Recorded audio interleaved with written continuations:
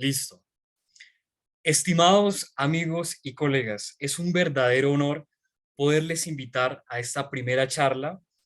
En esta ocasión, pues además tenemos a dos invitados internacionales de lujo, a nuestro estimado Mario Herrera y nuestro querido doctor Omar Felipe Alemán. Esta charla se realiza en conjunto de dos grandes fundaciones y asociaciones, que son, en primer lugar, la Asociación Colombiana de Criminología y el Observatorio de Neuroderecho y Criminología, que fundamos recientemente, además en un gran evento donde participó, por ejemplo, nuestro querido Gerardo Laveaga, donde participó Eric García López, que fue, por supuesto, un gran comienzo y un gran honor. En la sesión de hoy tenemos entonces un conversatorio muy interesante y esto se hace en conjunto y me agrada mucho tenerte aquí, mi estimada Carolina, con la Fundación para el Avance de las Neurociencias Aplicadas al Derecho, la Ley y la Justicia, de la cual además los que estamos aquí también integramos muy orgullosamente porque por supuesto es una fundación que nos permite avanzar conjuntamente en un tema tan importante como el neuroderecho. Entonces, estimada Carolina, gracias por tu apoyo y por estar también con nosotros. Voy a presentarles entonces a nuestros dos grandes invitados, que por supuesto son importantes profesionales. Uno de las batas negras, nuestro querido Mario, abogado, y de las batas blancas a nuestro querido Omar, médico, además muy importante. Les mencionaré muy brevemente pues el currículo de estas dos grandes expertos, que por supuesto, al igual que nuestro querido Eric García López y Gerardo Laviaga, podría demorarme 3 días conversando de todo lo que han hecho, pero bueno, vamos a hacerlo sin una síntesis. Nuestro querido Mario Enrique Herrera es abogado postulante, especialista en divorcios conflictivos y en coordinación parental, certificado internacional en Neurolaw por la CIFAR Argentina UNITAR, miembro honorario internacional de la Asociación Colombiana de Criminología y miembro fundador de la FENAT. También es miembro del Colegio Nacional de Abogados Penalistas AC de México. Por su parte, nuestro querido Omar es médico cirujano, maestro en neurociencias, especialista en epidemiología y salud pública, experto en medicina forense y maestrante en psicopatología forense, certificado en Neurolaw por la CIFAR Argentina UNITAR, miembro honorario de la Federación Mexicana de Criminología y Criminalística y miembro fundador de la FENAT. Además, también es miembro del Colegio Nacional de Abogados Penalistas. Y este es, por supuesto, nada más una síntesis de sus grandes currículos. El tema que nos reúne el día de hoy es, en esencia, neuroderecho y neuroderechos en México. Vamos a conversar, en primer lugar, le daré la palabra a nuestro querido Mario por 15 minutos.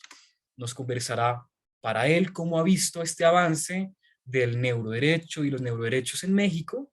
Y nuestro querido Omar seguirá después también por 15 minutos. Después de ello podremos hacer unas preguntas, también daremos participación del público, por supuesto, pero queremos en esencia que eso sea una conversación entre colegas y entre amigos. Entonces, mi estimado Mario, sin más preámbulo, bienvenido, el micrófono es tuyo y por supuesto nos encanta tenerte con nosotros. Por favor. Gracias, querido doctor, mi amiguísimo del alma y además un extraordinario abogado, Diego Borbón.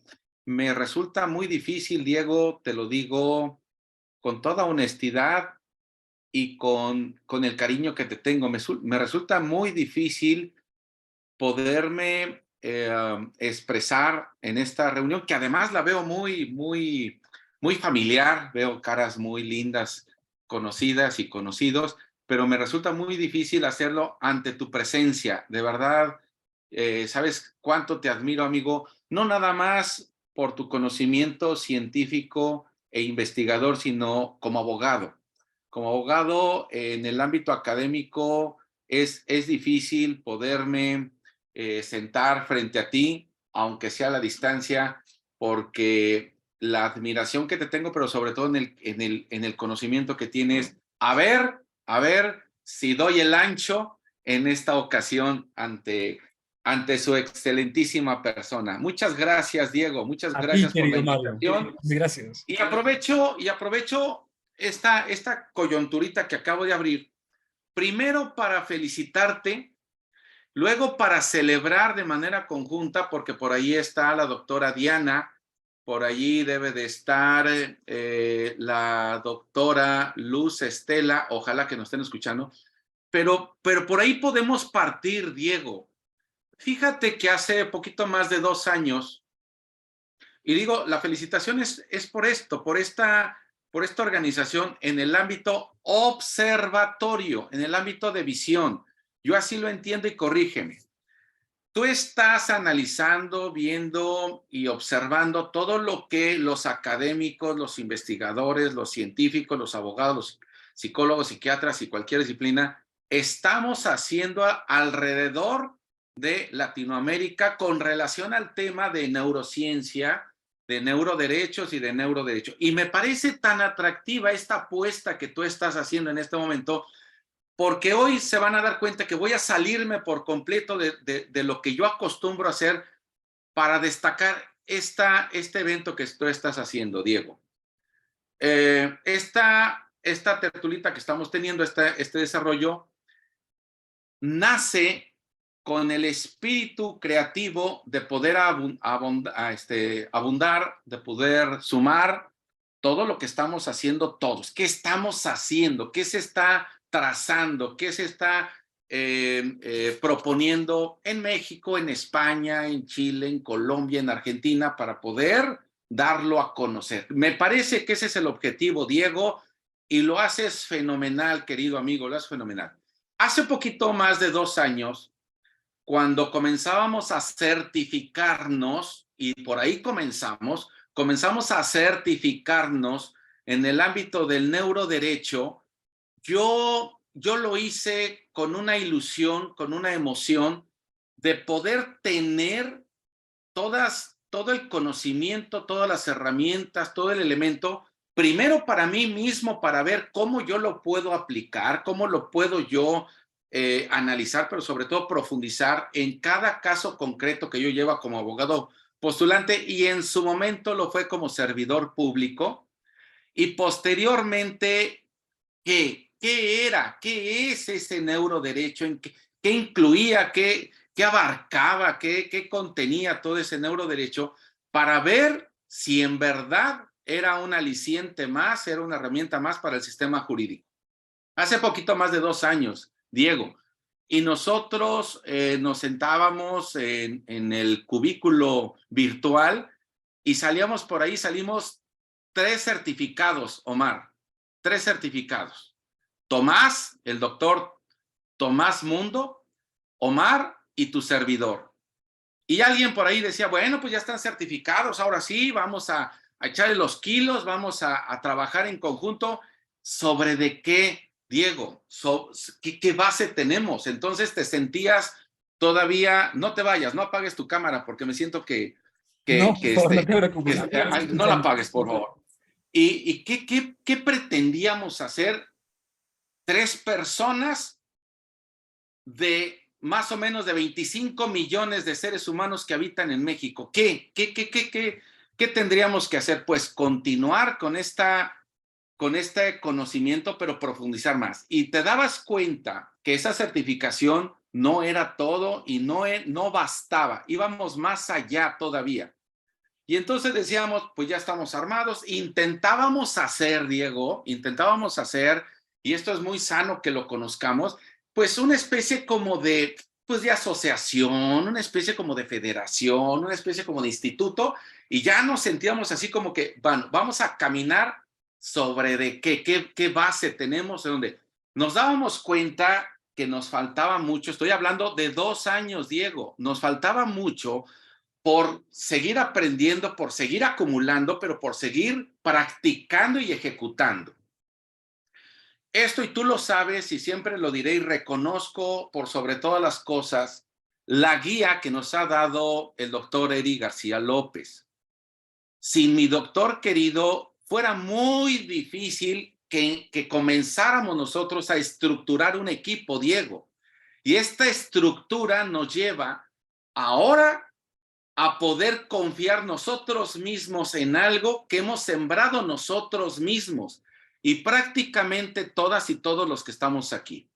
Y ustedes dirán, ¿y esto qué tiene que ver con lo que se ha hecho en México al tenor del neuroderecho o de los neuroderechos? Mucho. Hoy en día, me atrevo yo a decirte que en México somos más de 15 estudiantes del neuroderecho y de los neuroderechos. Estudiantes, porque jamás vamos a terminar de aprender y jamás vamos a terminar de tener los conocimientos de nuestros queridos maestros y docentes. Pero la semana pasada tuvimos, me parece, que el evento más extraordinario y representativo de toda esta tarea que hemos llevado a cabo. Y lo llevamos, lo ejecutamos con la anuencia, pero sobre todo con el financiamiento económico, otra vertiente muy importante en esta conjunción de esfuerzos, con el patrocinio económico del Colegio Nacional de Abogados Penalistas. Diego, si no hubiera la visión, si no hubiera la sensibilidad y si no hubiera la confianza de un instituto reconocido hoy en día a nivel internacional para promover el neuroderecho, la defensa de los neuroderechos, así sería lo correcto, ¿no? Promover el neuroderecho y la defensa de los neuroderechos, definitivamente no podríamos avanzar. En ese evento dimos a conocer por primera vez y de manera contundente ante un representante del Senado que, además, dicho sea de paso, es también estudiante muy profundo de las neurociencias. Sí, omito el nombre porque esto no se trata de política, esto se trata de académico, pero es un personaje. A mí no me interesa si va, si no va, si gana o no gana. Es un personaje que ha volteado su vista, Diego, a un tema de tal envergadura como es la neurociencia, y nos sentimos tan abrazados por este cálido recibimiento que nos da el senador, y nos dice inmediatamente después de que yo intervine, no sé, 3-4 minutos porque llevan prisa los políticos, inmediatamente agarra y dice, lo tomo, Diego, lo tomo. Tal vez para quienes me están escuchando dirían, sí, pero pues eso tiene que ser. No, no es fácil llegar al Senado, Diego.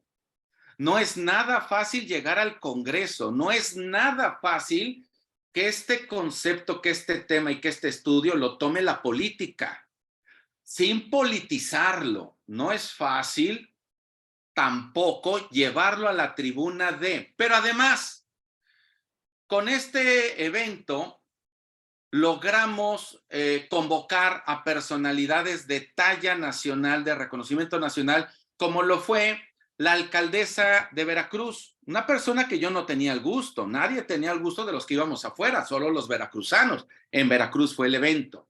Y la alcaldesa se pronuncia de tal manera que quienes me han visto por ahí por redes y demás han escuchado el discurso que ha dado, y me comprometo a compartirlo si es necesario. Un discurso, Diego, de una persona que tú no tendrías conocimiento que la alcaldesa de una entidad de México tuviera tal conocimiento del tema. Y lo deja sembrado. Y lo deja sembrado ante un auditorio, calculamos, de 1,500 personas, que al final todo mundo te agarra y te dice, me interesa el tema, ¿dónde puedo firmar? ¿Cómo me puedo sumar? ¿Cómo le puedo hacer? Bien, Diego, lo sigo aburriendo de lo siguiente. Esto ha traído como consecuencia, no tienes idea, en el ámbito jurisdiccional, en el ámbito político y en el ámbito social, tal impacto por parte del Colegio Nacional de Abogados Penalistas, AC, que preside nuestro querido amigo Gilberto Farías Morales, que hoy en día ya estamos dentro de la agenda política del Senado. ¿Qué significa esto? Nos han pedido a los abogados y abogadas penalistas de México, yo no lo soy, ustedes lo saben, yo no soy, yo soy más civilista de familia, pero pertenezco al colegio en el ámbito y en la etapa familiar, en el tema familiar. Bien, ya tenemos incrustado el tema de neuroderechos y de neuroderecho en el Senado de la República. Concluyo con esto en esta primera etapa, que faltaría mucho más. Una vez sembrado el tema en el Senado de la República, ahora sí, comenzamos a hacer mesas de trabajo para comenzar a hacer algo, y espero no herir susceptibilidades, de lo que no se hizo en Chile y de lo que no se ha hecho en otros países, y que nosotros no vamos a permitir que se caiga en ese gravísimo error, que es el de postular un tema ante ignorantes del mismo.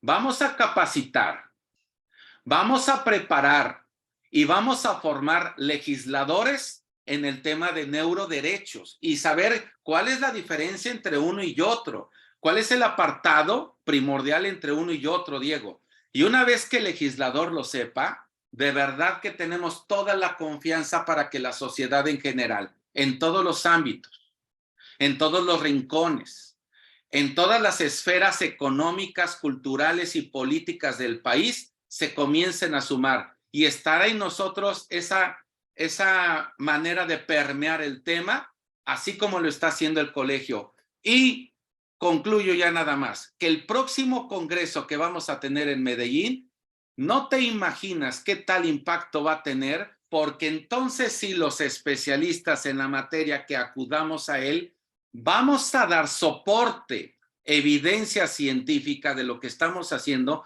para que todo eso vaya de manera contundente a soportar una legislación que creemos que se va a lograr en el muy corto plazo, después de que el Comité Jurídico Interamericano ha aprobado los 10.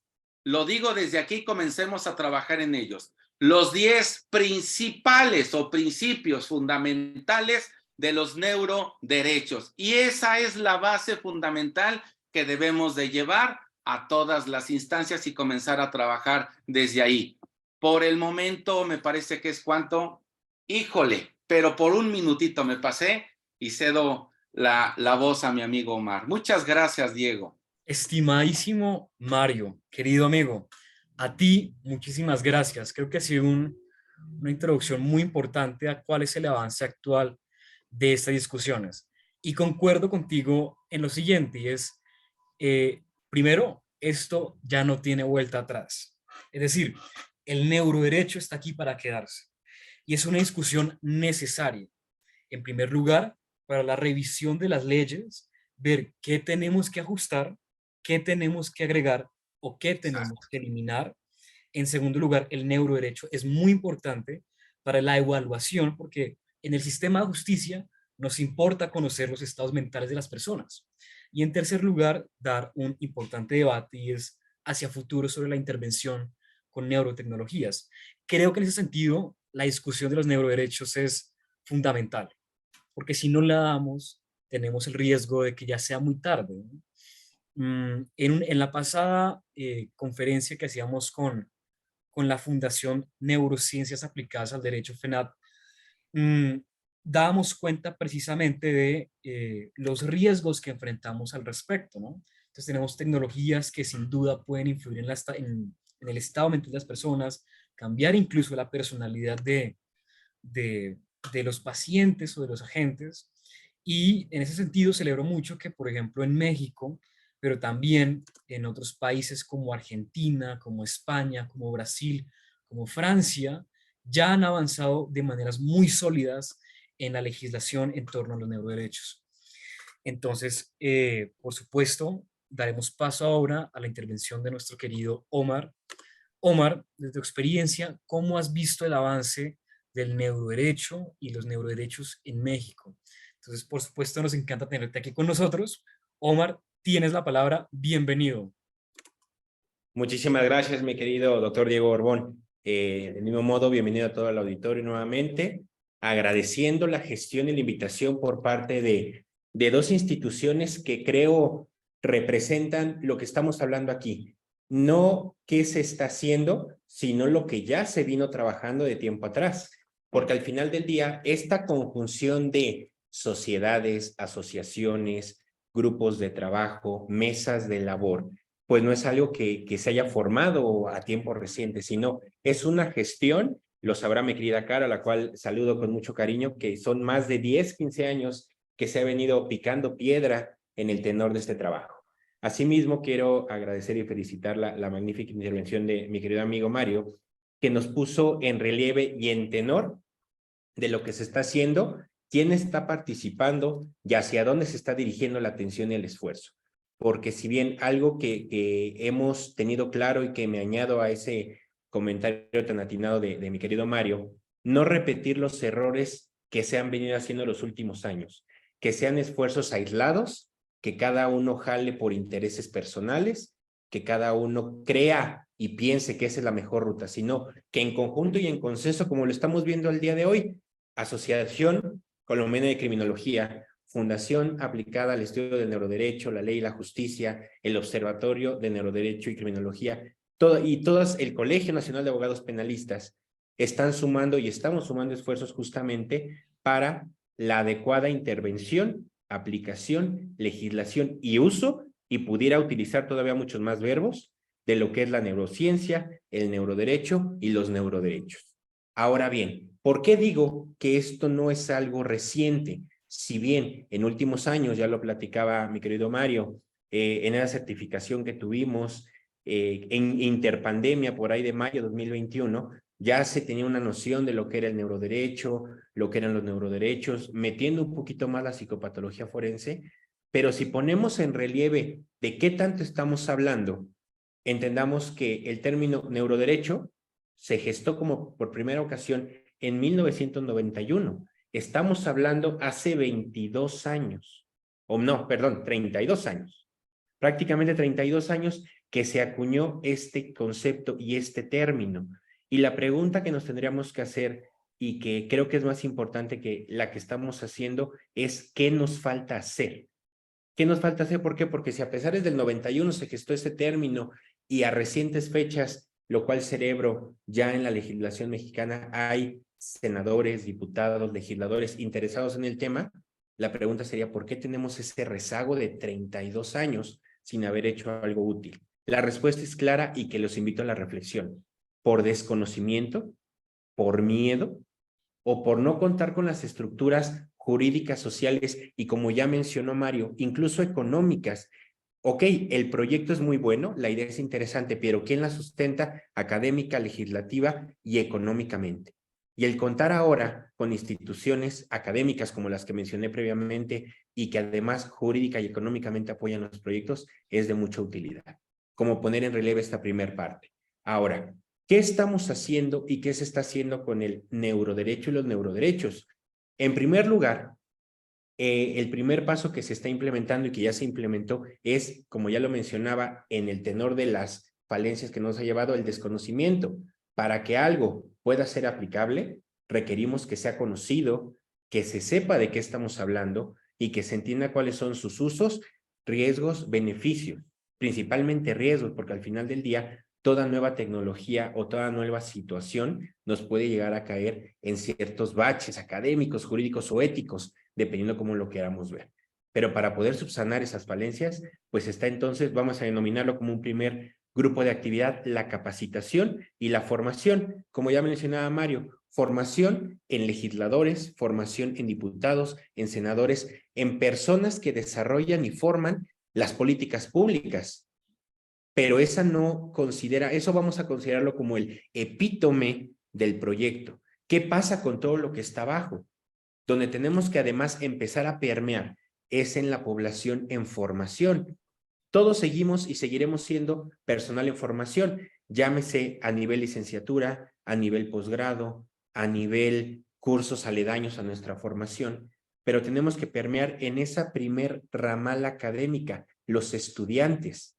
Al día de hoy, y por ponerlo en relieve en esto, ¿cómo estamos interviniendo en la formación de mallas curriculares para que los nuevos profesionales de transición, que es un término que acuñamos ya hace tiempo, de transición porque pasar de una época de paradigmas y de dogmas jurídicos, donde se hace así porque así se dice y así se ha hecho en los últimos 200 años, a pasar, bueno, qué podemos hacer diferente, qué podemos hacer mejor y de qué nos podemos auxiliar. Y dentro de esta última rama, ¿de qué nos podemos auxiliar?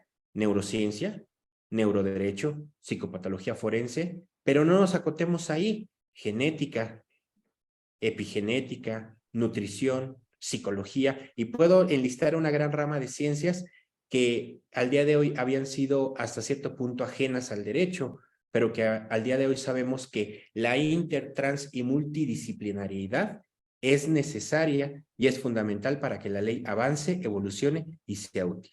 Entonces, en este sentido, el permear en las mallas curriculares basales de carrera es un punto fundamental.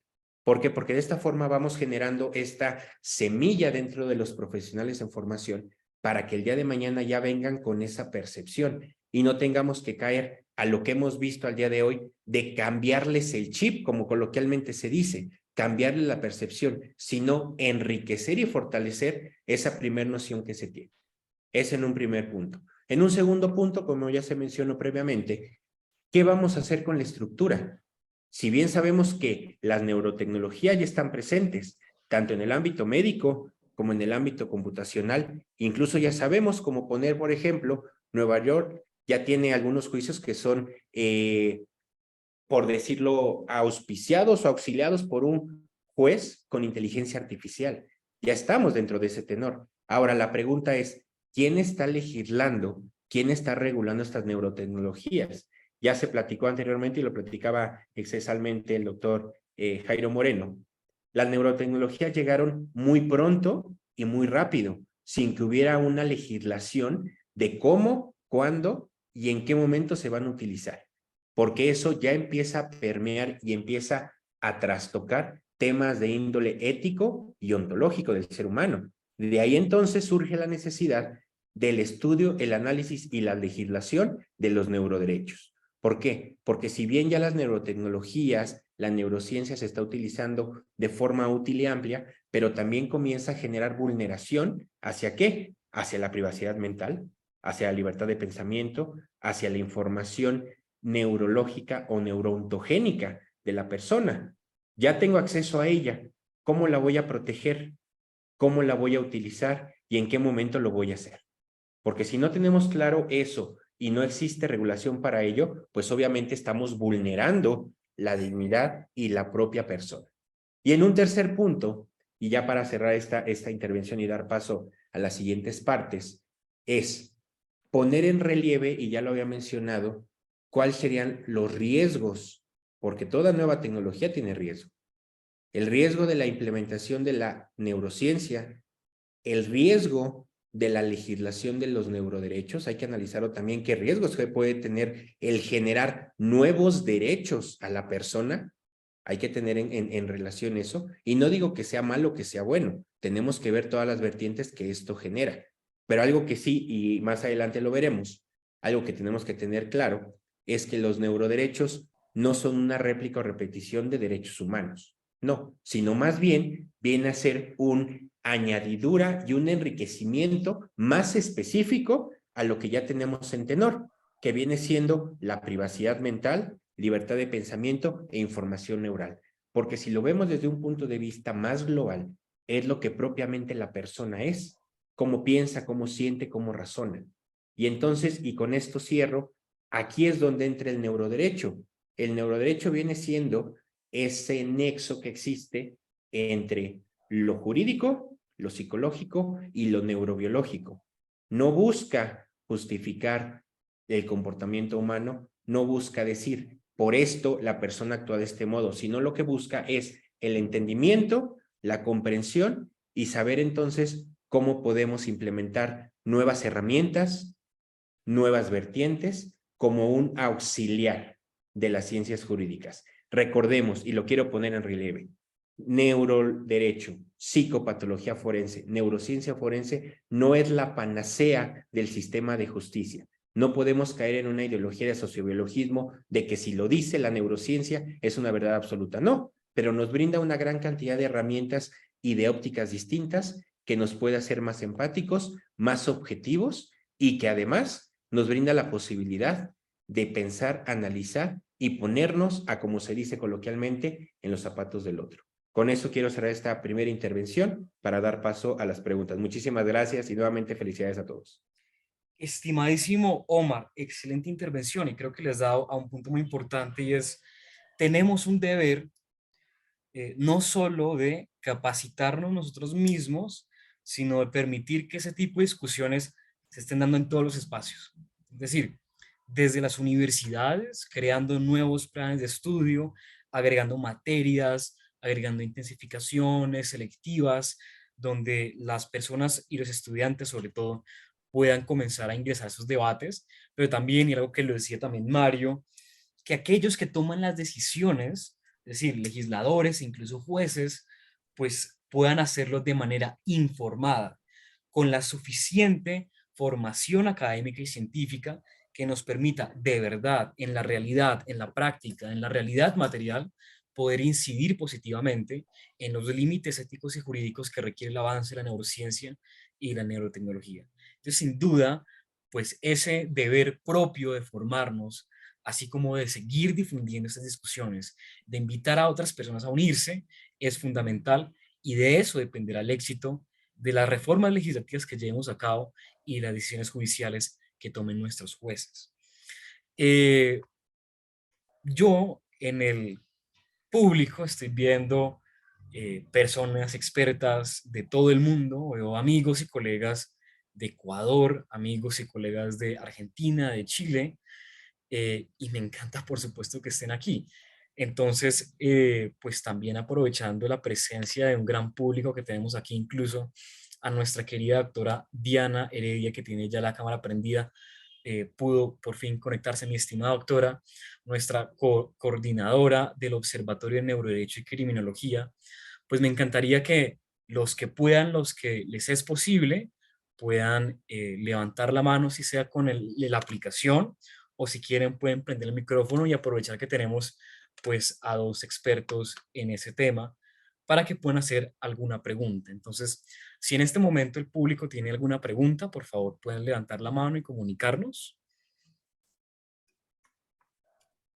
o algún comentario. Pero por supuesto, ni más faltaba. Estimadísima doctora Sandra Ruiz, la estimada doctora Sandra dirige en Ecuador, en la Pontificia Universidad Católica del Ecuador, sede Ibarra, un maravilloso grupo de investigación, un comité científico, desde donde pues llevan a cabo varios eventos, cursos, tenemos planeado también congresos. Estimadísima Sandra, bienvenida a nuestra conversación. Por favor, cuéntanos tu pregunta o comentario. Bueno, buenas noches, ¿se me escucha? Correctamente. Muchísimas gracias, estimado Diego, qué alegría. Todos los doctores, todas las personas que estamos aquí reunidas. Buenas tardes, noches, aquí ya es de noche. Y bueno, yo ya estaba mirando el reloj para conectarme. Yo he avisado a Diego, digo, salgo de la universidad y me conecto. Así que muchísimas gracias por este espacio. Me quedo con las palabras del doctor Alemán. El tema de que no es la panacea. Hay veces que el rechazo viene porque, ¿cómo? Que van a venir aquí a decirnos a los abogados que tenemos que aprender ahora medicina o cosas extrañas que no tienen nada que ver, ¿no? O cuentos de la frenología, que eso ya está superadísimo. A mí me gustaría plantear la cuestión, ¿cómo lo vemos? Porque claro, como respuesta no se puede dar así por sentado, pero el tema de la neuropredicción. Ayer estaba hablando con un exalumno y se quedó así como, ¿qué? Porque es un chico que yo le di clase cuando yo llegué aquí, llevo 7 años y medio trabajando en esta universidad, y me dijo, sí, he escuchado algo así de fondo, pero no sabía, entonces le comenté esto, y es una cosa, bueno, pues que no, yo no había tocado, realmente solamente he tocado por encima, pero ahora que tengo estudiantes que están interesados en estas cuestiones, pues para no redirigirles siempre al mismo tema, que ya parece que empieza a sonar demasiado y también ya es como decir, ay, otra vez está con el neuroderecho, quiero orientarles y a mí me gustaría plantear el tema de la neuropredicción.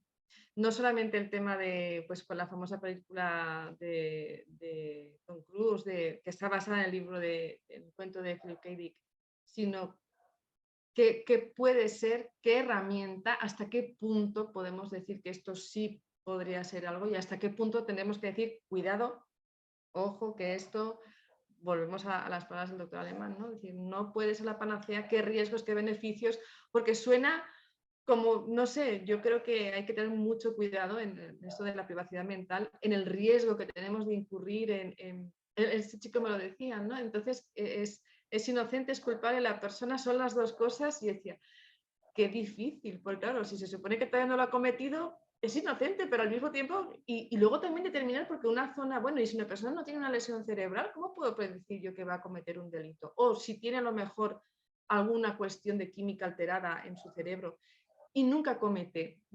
¿Qué pasa con esto? Muchísimas gracias. Bueno, estimada Sandra, por supuesto, una pregunta muy importante. De antemano les quiero anticipar una gran noticia. Es que nuestra próxima charla, que será el 26 de abril, a las 2 p.m. hora Ciudad de México, 3 p.m. hora Bogotá, tendremos a dos expertos, sobre todo, que han trabajado en estos temas a profundidad, que es José Manuel Muñoz, que actualmente está pasando de estar en Harvard haciendo un fellow y va a comenzar a trabajar en un centro de neuroética en Berkeley. Y tendremos, por supuesto, a nuestra querida Aura Ruiz Guarneros, con quien, por supuesto, estos temas son de gran relevancia. Les comparto en el chat, además, un artículo que publicamos muy recientemente en inglés, es muy corto, y espero que esté sencillo de leer, sobre justamente el tema de neuropredicción y detección de mentiras con tecnologías frente al debate de los neuroderechos. Pero bueno, tenemos dos grandes invitados. Mi estimado Omar, ¿tú qué opinas de la pregunta de nuestra estimada Sandra? Claro, una pregunta muy interesante y que además creo que es una pregunta global que todos los abogados y juristas han llegado a tener. Más allá de prevenir el delito, que es un punto muy importante, o de saber si lo llega a prevenir, es saber qué pasa si yo encuentro algo que está asociado a la conducta delictiva. Y aquí estamos hablando, vamos a poner un tenor y espero no ampliarme mucho, ¿eso lo hace inimputable? Porque entonces quiere decir que no lo hizo de forma consciente, sino más bien una lesión en la amígdala condicionó esa conducta que la ley señala como delito. Entonces, no fue bajo libre albedrío, no fue bajo libre elección. Y son preguntas al final del día porque eso se analizará de forma independiente y muy personal. Pero ahora bien, en tenor de esto, mi querida Sandra, neuropredicción. Algo que he puesto muy en relieve en otras sesiones que hemos tenido, y es un precepto que aún a pesar de que yo soy fiel creyente de la neurociencia y el neuroderecho, es no toda conducta psicopatológica depende de una alteración neurobiológica, como también no toda alteración neurobiológica va a condicionar a una conducta psicopatológica. Ese es el primer precepto que tenemos que tener claro al momento del estudio y el análisis del neuroderecho, porque también tenemos que considerar todas las vertientes extra. ¿A qué me refiero con extra? La cuestión social, la cuestión genética, la cuestión hormonal, la cuestión alimenticia, la cuestión farmacológica. ¿Cómo interviene el consumo de fármacos? Y no hablo de fármacos psicotrópicos. Voy a poner un ejemplo muy rápido para no extenderme mucho. Se sabe al día de hoy que el uso irracional de antibióticos genera una reducción en la actividad frontal. Reduce gradualmente la toma de decisiones y la forma en que razonamos. Antibióticos. No estoy hablando ni de antidepresivos, ansiolíticos. Estamos hablando de una cuestión incluso social, las redes familiares, y así puedo implementar un listado enorme de todos los factores, tanto internos como externos, criminógenos y no criminógenos, que pueden influir en la conducta. Entonces, y con esto cierro, el hecho de que yo encuentre alguna alteración o afectación neurobiológica no me garantiza a mí que esta persona vaya a cometer un delito, como la ausencia de ella no me garantiza que sea una persona que no lo vaya a cometer a futuro. Y con eso cierro para que el 26 de abril expertos en el tema nos amplíen esta información. Maravilloso, estimado Omar. Una intervención muy pertinente. Estimado Mario, ¿quieres aportar a esta pregunta o seguimos con la siguiente? Sí, yo quisiera rápidamente, doctora Sandra, al tenor, porque ese es en el ámbito, digamos, en el contexto médico, ¿no? En el contexto biológico, tal vez, o bioético.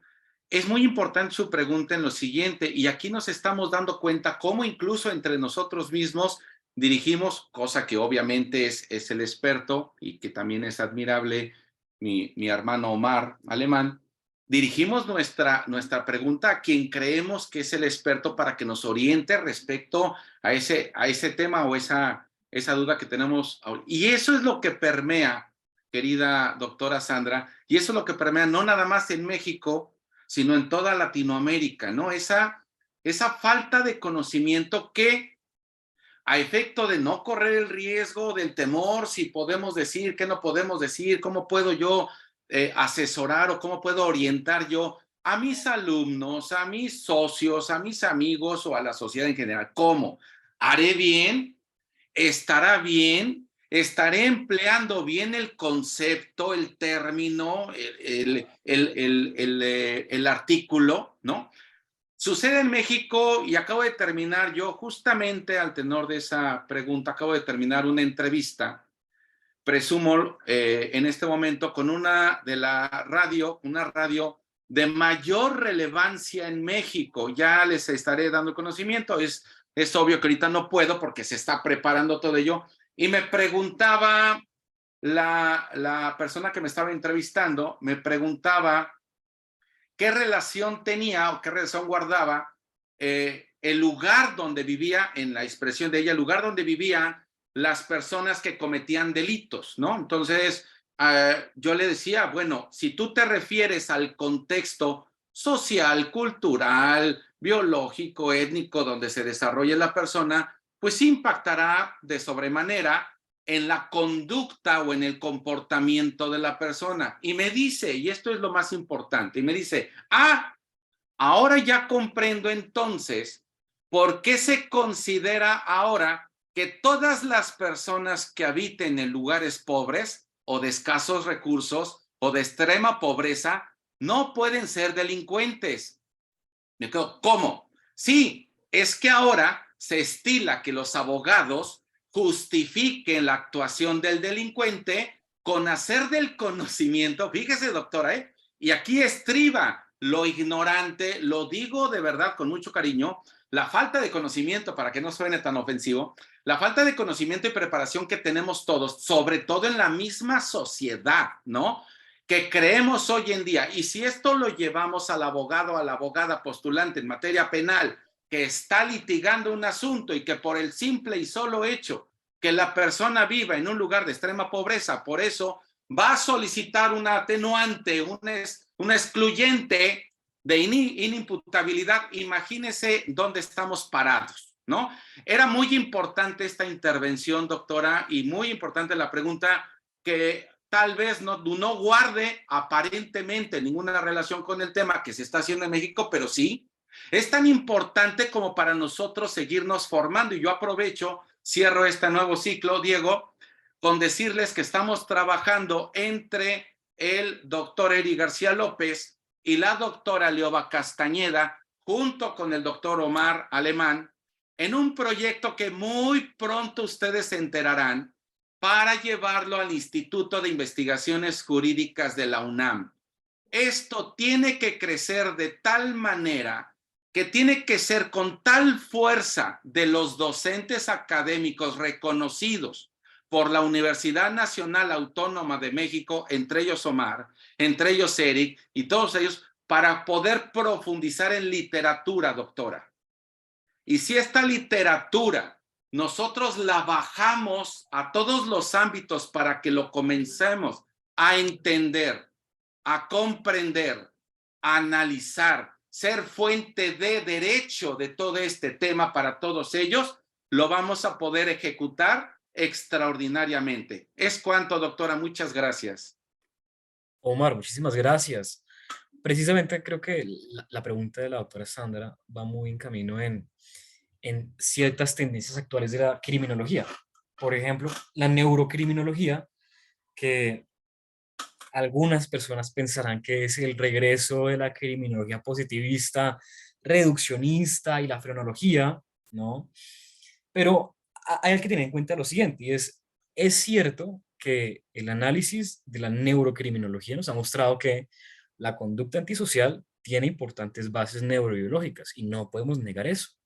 Así como tampoco podemos pensar que el comportamiento humano y la conducta humana en general se puede reducir a problemas de neuroquímica, ¿no? Entendiendo que el ambiente y el contexto en el que las personas se desarrollan, pues tiene influencias importantísimas para el desarrollo mismo de la estructura de funcionamiento del cerebro humano.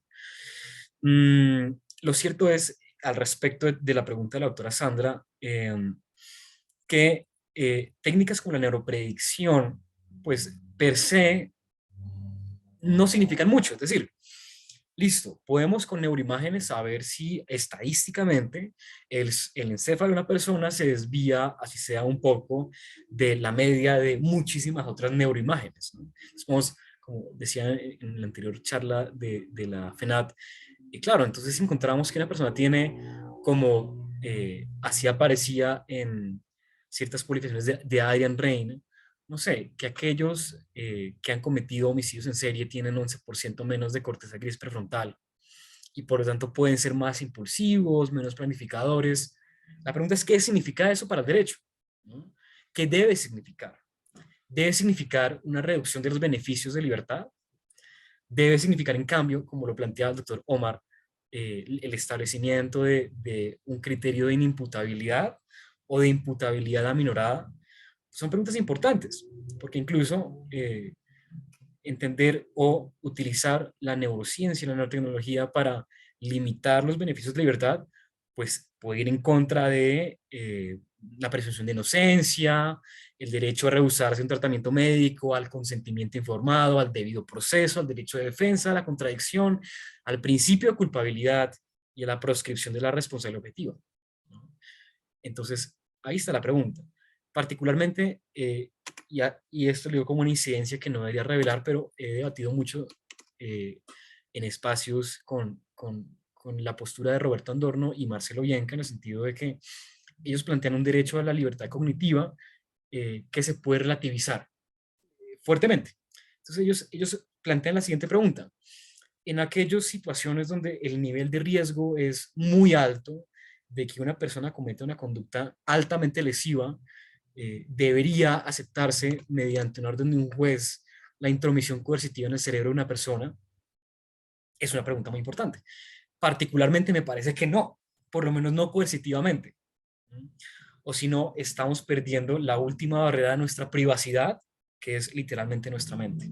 Y con ello, otros principios y derechos, y por lo menos el fundante de todo Estado constitucional y democrático de derecho, que es la dignidad humana. Pero bueno, lo demás lo he puesto en el artículo que les he compartido por el chat. Y continuamos, gracias doctora Sandra, con alguna otra pregunta del público en este momento. Y además saludo muy especialmente al doctor Jaime Augusto Correa Medina, mi estimado profesor de Derecho Procesal en el Externado. Enrique, tienes tu mano arriba, por Hola, favor, cuéntanos tu hola, pregunta. buenos días. Siguiendo con el tema que están platicando, pero en ese sentido, por ejemplo, no, pues uno no podría a una minoría o mayoría pobre hacerle un análisis, ¿no? A todas las personas para ver, bueno, tú sí tienes un defecto eh, psicológico y, y esto va a decir, bueno, tú sí vas a ser delincuente, tú no. Mm, Mi pregunta va en ese sentido, por ejemplo, en sí hay herramientas que aparte de un diagnóstico que puede ser psicológico a través de test de comportamiento, eso, toda esa parte, ¿no? En la parte molecular, o sea, en hacer, por ejemplo, un perfil genético de la persona y ver si esta tiene susceptibilidad a un fármaco. Pues, en alguna vez escuché una TED Talk acerca de que, por ejemplo, las personas que consumen cocaína, eh, a, al- a- a largo plazo su cerebro se vuelve como una persona que tiene Alzheimer, ¿no? Entonces, tiene afectada las mismas regiones que de Alzheimer. Entonces, ¿cómo puedes hasta cierto punto separar la parte psicológica del comportamiento con un evento que va más allá de que lo puedes catalogar en un test, ¿no? Con preguntas, sino que necesitarías algo más, una herramienta molecular y ver que en realidad esta persona tiene un problema o tenía un problema que se exacerbó por el consumo de una droga, por el consumo de un fármaco. Es como que muy difícil, bueno, a mí se me hace muy complicado tratar de ¿cómo le diré? De separar estas dos cosas, ¿no? O sea, cómo, cómo no, cómo la psicología puede abordarlo con una base de biología molecular, por ejemplo. Es una buena pregunta, porque ciertamente yo creo que todavía existe eh, un importante desconocimiento del encéfalo humano. No en el sentido de que la neurociencia hoy no nos pueda dar importantes explicaciones de problemas neurológicos y de ciertos trastornos mentales, porque por supuesto que ya hemos identificado por lo menos históricamente ciertas relaciones de disfunciones estructurales o funcionales del encéfalo humano con la conducta antisocial o lo que sea. Pero sí es importante poder reconocer cuáles son los límites de nuestra actual ciencia, ¿no? Cuáles son los límites de nuestras actuales neurotecnologías. Porque, por supuesto, pues yo puedo llegar hay ciertos artículos publicados muy interesantes que claramente, pues en una neuroimagen que se le practica un procesado, es evidente que hay un problema significativo, como era aquellos que publicó en el 2003, si no me equivoco, eh, sobre un tumor orbitofrontal que está asociado con síntomas de trastornos parafílicos y comportamientos de abuso sexual contra menores, ¿no? Pero bueno, yo creo que en esto no hay otra persona más autorizada que el doctor Omar, que además es médico, para que nos cuente un poco lo que opina sobre ello. Claro que sí, mi estimado Enrique. Una pregunta muy interesante porque es algo con lo que nos vamos y nos seguimos topando al día de hoy al momento de estudiar cada caso en particular. Pero algo que tenemos que tener claro es que lo que busca el neuroderecho no es estudiar por separado a la persona. Es algo que tenemos que tener muy consciente. Porque si bien anteriormente, incluso en el ámbito médico, se lo puedo poner un ejemplo muy claro, decimos, bueno, que el gastroenterólogo vea una cosa, que el neurólogo vea otra cosa, que el cardiólogo vea otra cosa. Y es incluso en el término, en cuestiones jurídicas, se estuvo o se está tratando de conglomerar eso, decir, bueno, no es que el neurólogo diga una cosa, que el psicólogo diga otra, sino cómo interactúan todas estas para la persona, no solamente para la conducta delictiva que a lo mejor en su momento se estudiará, sino qué pasa con todo este trasfondo. Si bien ya mencionó la cuestión molecular, la cuestión genética, sabemos al día de hoy si hay forma de poder hacer estos corridos genéticos para ver expresión génica de proteínas, secuenciación genómica, que obviamente nos permite entender cómo funciona la persona en sí. Pero además tenemos la cuestión neurológica, lo genético a lo mejor se queda acotado a ese punto, la neurología nos va a dar otro punto, y la neuropsicología nos va a dar otro punto, y la neurocriminología nos va a dar otro punto, y la sociología y la antropología, y podemos sumar una gran cantidad de ramales científicas que cada uno va a engranar, no a separar, no a analizar de forma aislada, sino que va a engranar cada parte para tener el rompecabezas armado y ya teniendo las piezas, o tal vez no armado, pero nos otorga las piezas para que ya en conjunto vayamos engranando y conglomerando estos apartados para ver una persona humana, no solo jurídica, no solo psicológica, no solo neurológica, sino ver el panorama completo. Lo que una ciencia o lo que una rama científica pudiera estar limitada, va a ayudarse y va a coadyuvarse de alguna otra, que aún al día de hoy, y puedo adelantar un poco, todavía tenemos ciertas falencias que no podemos rebasar cierto conocimiento de lo que tenemos al día de hoy.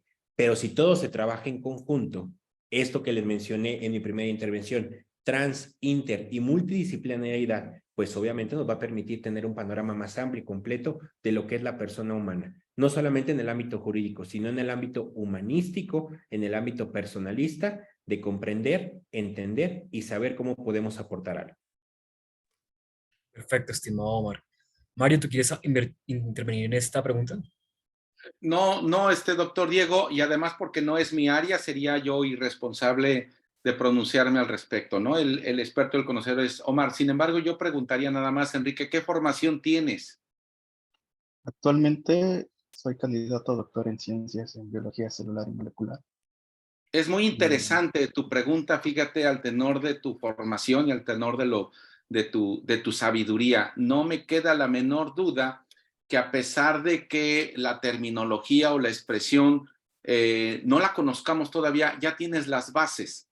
Ya tiene las bases y entonces corramos el riesgo de prepararnos, pero sobre todo de impulsar esa propuesta, ¿no? Tal vez a lo mejor aquí yo pudiera abonar un poquito, Enrique, en el sentido de tomar las impresiones y las opiniones, no nada más de carácter médico, como ya de verdad, de manera admirable lo ha hecho Omar, sino de todos los contextos. A mí me gustaría que escucharas en algún momento el contexto de algún abogado, ¿no? De algún juez, de alguna personalidad, de algún sistema judicial, porque todas estas variantes al tenor de tu pregunta te van a poder dar incluso una mejoría en la forma de ejecutarlo, de analizarlo, de verlo, pero sobre todo en la visión. Te voy a invitar, y a todos los que nos escuchan ahorita, si me lo permite, el doctor Diego, te voy a invitar a que te sumes con nosotros a la fundación que hemos diseñado y que conduce muy magistralmente Carolina Gutiérrez Piñeiro, que nos está escuchando en este momento y que yo creo que por la pena no abre su cámara y aquí está entre nosotros. Pero también el doctor Eric García López. Les dejo el link, querido Enrique. sí, Esta fundación es de neurociencias aplicadas al derecho, a la ley y a la justicia. Ojo con esto. Dentro de la conjunción de esta fundación se ha cuidado profundamente que quienes formamos parte de ello seamos lo que acaba de proponer el doctor Omar en este momento. Un abanico de posibilidades multidisciplinaria de todas las vertientes que puedas tú tener con relación a un caso concreto. Y que ese caso concreto vaya total y completamente estudiado, analizado y sobre todo ejecutado. Enrique, ojalá te puedas sumar con nosotros. Te esperamos por allá, los esperamos a todas y a todos. Y encantado ahí de te vas a unirme. encontrar muy buenas referencias. Encantado. Gracias. Gracias, Diego. Muchas gracias. Gracias. A ustedes, estimado Enrique, Mario, Omar, eh, veo, no, estimada doctora Sandra, no se preocupe, qué gusto tenerla por aquí. ¿Tenemos alguna otra pregunta del público o comentario que quieran realizar los expertos Omar y el doctor Mario?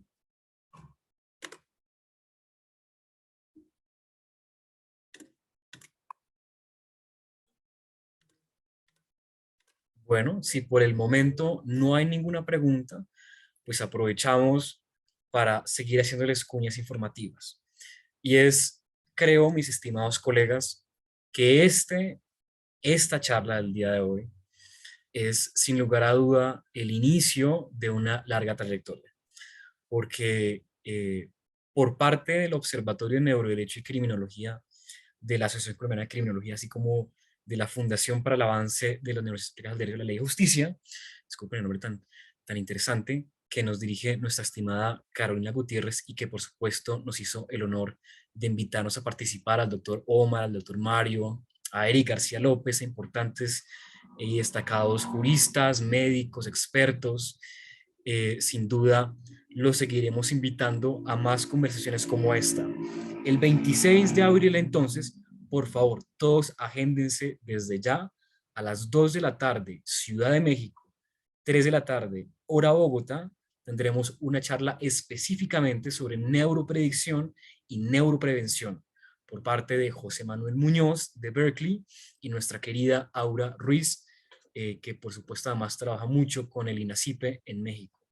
Entonces, por favor, asistan a esas conversaciones. Sin lugar a duda, el neuroderecho es un área, una disciplina o incluso una nueva ciencia, aunque sé muy bien que Gerardo la VEAGA discreparía fundamentalmente de pensar que el neuroderecho es algo distinto y nuevo aparte, pero por supuesto es un área en constante evolución. Las áreas de revisión legal que les comentaba, de qué debemos modificar, qué debemos agregar, qué debemos eliminar de nuestras leyes.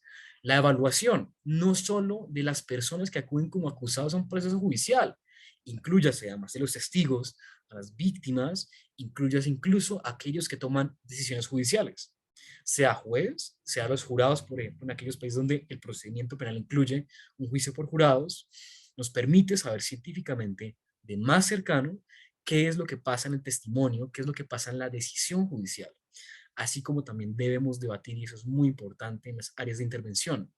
¿Qué pasará cuando las neurotecnologías se vuelvan parte del mercado, ¿no? Nos permitan mejorar capacidades cognitivas, así como nos van a permitir también abordar mucho más adecuadamente aquellos casos clínicos donde se requiere una intervención terapéutica? Mi estimado Omar, ¿tú tenías la mano levantada? No, no, ya la bajé, se quedó activada, mi querido Diego. Muchas gracias. No, pues como no hay preguntas, le quiero dar entonces a Mario unas palabras de cierre. Por favor, Mario, ¿qué opinas? ¿Qué ves hacia futuro? ¿Cuál es la invitación? Muchas gracias, querido Diego. Mira, nada más al mismo tenor de tu última intervención, en ese sentido, dentro de los principios interamericanos en materia de neurociencias, neurotecnologías y neuroderechos, que incluso ya se había elaborado en agosto del 2022 y que acaba de ser aprobado y dado a conocer a los países parte, está, déjame ver, lo tenía por aquí está. Mira, está en es el número 5, dice igualdad, no discriminación, acceso equitativo a las neurociencias, pero hay uno que me llama poderosamente la atención, que es el número 6, es aplicación terapéutica exclusiva respecto del aumento de las capacidades cognitivas. Con esto respondo a tu pregunta, Diego. Tenemos un chorro de chamba, tenemos mucho por hacer todavía, pero además lo más importante es ponerle en la mesa de trabajo, tanto público como privado, a quienes nos van a apoyar por principio de cuentas en un marco jurídico tendiente a proteger, y no nada más a proteger, sino a abordar el tema de derechos humanos. Para mí eso representa un gran reto, Diego, la protección a los derechos humanos al tenor de los neuroderechos.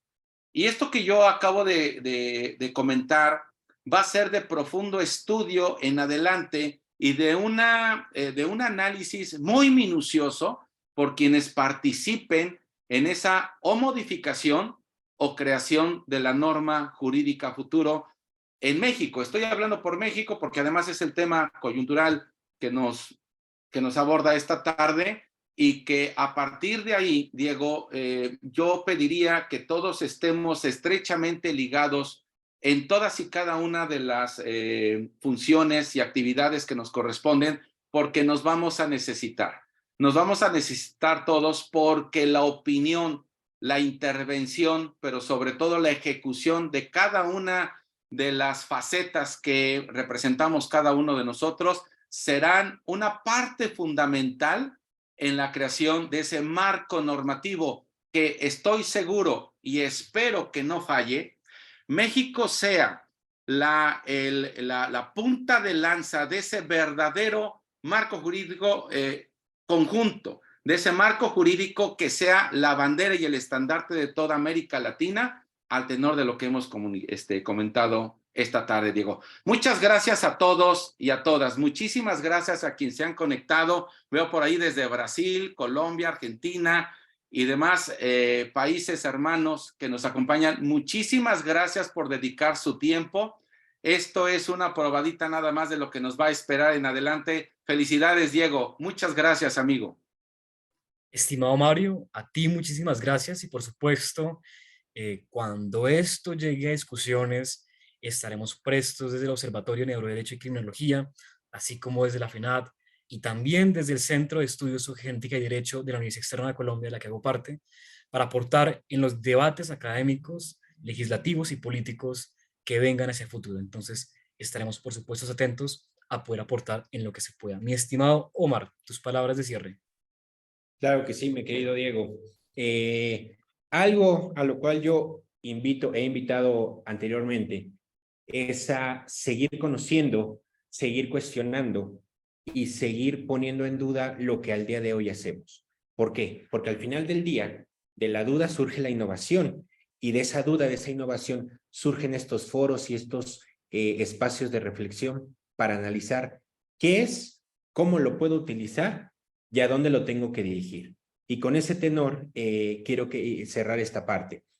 El neuroderecho o la aplicación del neuroderecho requiere un compromiso político, un compromiso profesional, un compromiso ético y desgraciadamente también un compromiso personal, pero personal por cada uno de ellos. ¿Y por qué lo menciono en este sentido? Porque no solamente basta con estudiarlo, no solamente basta con conocerlo, sino que tenemos que analizarlo de una forma muy crítica, de decir, bueno, esto que yo tengo aquí, ¿cómo me va a ser útil? Pero además, el utilizarlo, ¿qué va a vulnerar? Y si lo va a vulnerar, ¿cómo lo voy a proteger? ¿O cómo voy a prevenir que esto trastoque otros puntos? Y esto es una obligación, no solamente, como ya lo hemos visto, de legisladores, no solamente del médico, del psicólogo, del abogado, sino de la población en general. Esta capacitación, si bien se pudiera entender, o este conocimiento debe abocado a procuradores de justicia, jueces, magistrados, senadores, pero no dejemos de lado la población que tiene una gran injerencia en la conducta humana. ¿Qué pasa con los padres de familia? ¿Qué pasa con los maestros? ¿Qué pasa con aquellas otras personas que tienen convivencia con niños, con adolescentes, con mujeres violentadas, con niños víctimas de violencia? Y que al final del día tienen un contacto estrecho. Y que si no se conoce o no se sabe sobre esto, hacia dónde lo tenemos que dirigir, pues esta población va a estar aislada y ajena a todo esto. Entonces, yo los invito a que se sigan formando, sigan capacitando, lo sigan replicando, no solamente desde el ámbito jurídico o académico. ¿Cómo me sirve a mí para controlar mis pensamientos, para controlar mis impulsos, para autorregularme? No solamente estamos hablando de una cuestión penal o una cuestión jurídica. ¿Cómo me sirve a mí para poder formar y educar a mis hijos? ¿Cómo me sirve a mí para, entiendo, tenemos varios profesores, orientar y guiar un grupo que sea útil, generar empatía? En ese sentido, y lo hemos mencionado, el neuroderecho, la psicopatología forense, los neuroderechos, tienen dos vertientes o tienen dos caras, como un arma y una herramienta. Un arma para romper aquellos viejos paradigmas, aquellas viejas formas erróneas o obtusas de hacer las cosas, y una herramienta para crear puentes. ¿Puentes entre qué? Entre el derecho, entre la medicina, entre la ética, entre lo ontológico y de, como ya lo ha platicado mi querido maestro y amigo, el doctor Eric García López, ser un alma humana, escuchando, entendiendo y comprendiendo a otra alma humana. Esa es la base de lo que viene siendo el neuroderecho, la psicopatología forense, y que es la visión y el punto toral de los grupos que hemos formado y que se han formado: la Asociación Colombiana de Criminología, el Observatorio de Criminología, la Fundación de Neurociencias Aplicadas al Derecho, el Colegio Nacional de Abogados Penalistas, la Federación Mexicana de Criminología y Criminalística, y puedo seguir enlistando muchos, pero lo que une a todas ellas es algo muy concreto. Uno, la evolución de la ciencia, el derecho y la cuestión humanística de ello, pero además el qué se puede aportar para mejorarlo, no solamente desde el ámbito jurídico, porque como ya lo hemos visto, esto trastoca y permea a todo lo que tiene que ver con el ser humano. No lo veamos solamente desde el cuadro jurídico. Estimados colegas, estimados amigos, nuevamente un gusto haber estado aquí con ustedes, felicitarlos por generar esa perspectiva, esa duda, esa intuición de querer ver las cosas de una óptica diferente, y pues desde todas y todos nosotros que estamos en estas fundaciones, los recibimos y los invitamos a que se sigan sumando, agradeciendo ese compromiso, pero además esa voluntad de no seguir haciendo las cosas como se han venido haciendo. Muchas gracias y buenas tardes a todos. Estimado Omar, estimado Mario, queridos amigos y colegas, estimada Carolina, ha sido un verdadero placer compartir estos minutos con ustedes. El espacio es por supuesto corto, pero nos encanta poder tener a todos ustedes en esta noche. En el chat alguien preguntó bibliografía, yo tengo que autopromocionarme por obligación, así que les dejé un listado interesante sobre aquellas que tienen temas de neuroderecho por si quieren consultarla. Estimados todos, que tengan todos una muy buena noche, están invitados el próximo 26 a nuestro próximo conversatorio con José Muñoz, neuropredicción, y con Aura Ruiz, neuroprevención. Buena noche y descansen, por favor. Hasta luego. Maestro Diego, ¿sería usted tan gentil de permitirme tomar una foto con los que sea su voluntad de abrir el video? Por favor, Porque claro es que muy sí. importante para nosotros guardar la evidencia. Aquellos que Dame un consistan al uso de sus segundito. profesionales. Una va a ser en 2 bloques porque no caben en una, ¿eh? La primera va. 1, sonrían todos, digan mezcal. 2, 3. Ahora espérenme tantito, va la otra. Muy bien. Ay, ya vi la segunda parte y veo muchas caras muy lindas. Saludos a todos mis amigos y amigas de Tijuana. Muy bien. 1, 2, 3. Anita, hermana mía, un saludo. Apenas lo vi ahorita que ya moví la cámara. A todos, muchas gracias. Gracias a todos. Buenas Buenas noches. noches. Hasta luego. Gracias por todo. Buenas noches. Bye. No, Bye, bye. Mario, Buenas estimado Omar, noches. qué gusto.